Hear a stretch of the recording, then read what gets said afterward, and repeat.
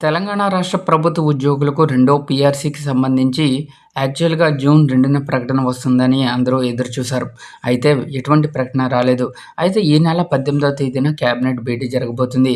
ఈ భేటీలో భాగంగా పీఆర్సీకి సంబంధించి ప్రకటన చేస్తారా అంటే ఉద్యోగులు అవుననే అంటున్నారు. అయితే ప్రభుత్వం మాత్రం ఎటువంటి అప్డేట్‌ను ఇవ్వడం లేదు. ఎందుకంటే అతి త్వరలోనే కొత్త పీఆర్సీకి సంబంధించి ప్రకటన చేస్తామని సీఎం రేవంత్ రెడ్డి గారు చెప్పడం జరిగింది. కానీ ఇప్పటివరకు కూడా పీఆర్సీకి సంబంధించి ప్రభుత్వం నుంచి ఎటువంటి అప్డేట్లు రావడం లేదు. అయితే ఈ తరుణంలో కేబినెట్ భేటీలో అసలు ఏ ఏ అంశాలు ప్రస్తావిస్తారో, అసలు వేటికి సంబంధించి ఆమోద ముద్ర వేస్తారో ఒకసారి ఈ వీడియోలో తెలుసుకుందాం. జూన్ 18వ తేదీన తెలంగాణ కేబినెట్ భేటీ జరగబోతుంది. మధ్యాహ్నం 3 గంటలకు సీఎం రేవంత్ రెడ్డి అధ్యక్షతన కేబినెట్ సమావేశం జరగబోతుంది.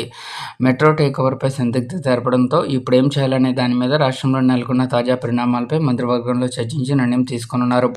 వ్యవసాయం, సాగునీటి ప్రాజెక్టులతో పాటుగా పలు కీలక అంశాలపై నిర్ణయం తీసుకునే అవకాశం అయితే ఉంది.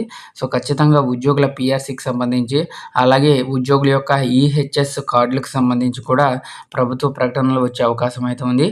త్వరలోనే జీహెచ్ఎంసీ, ఎంపీటీసీ, జెడ్పీటీసీ ఎన్నికలు నిర్వహించాల్సి ఉండడంతో ఈ అంశంపై కూడా చర్చకు వచ్చే అవకాశం ఉంది. మరోవైపు రాష్ట్రంలో ఇకపై ఈ కేబినెట్ మీటింగ్స్ నిర్వహించాలని సీఎం రేవంత్ రెడ్డి గారు ఆదేశించిన నేపథ్యంలో అధికారులు అందుకు అనుగుణంగా ఏర్పాట్లయితే చేస్తున్నారు. పరిపాలనలో పేపర్‌లెస్ విధానాన్ని తీసుకురావాలని సీఎం అధికారులకు సూచించారు.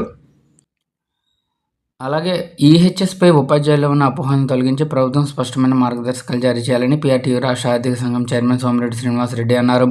సో ఇక్కడ పెండింగ్‌లో ఉన్నటువంటి పీఆర్సీ నివేదికను వెంటనే విడుదల చేయాలని ప్రభుత్వాన్ని కోరుతున్నారు. ఉపాధ్యాయులకు మెరుగైన ఫిట్మెంట్‌తో పాటు పీఆర్సీని అమలు చేసి పెండింగ్‌లో ఉన్న 5 టీఏలను విడుదల చేయాలని కోరడం జరిగింది. సమగ్ర కుటుంబ సర్వే నిర్వహించి ఉపాధ్యాయులకు బకాయి పారితోషికాలను వెంటనే చెల్లించాలన్నారు. సో తదితరులు ఈ సమావేశంలో అయితే పాల్గొనడం కూడా జరిగింది.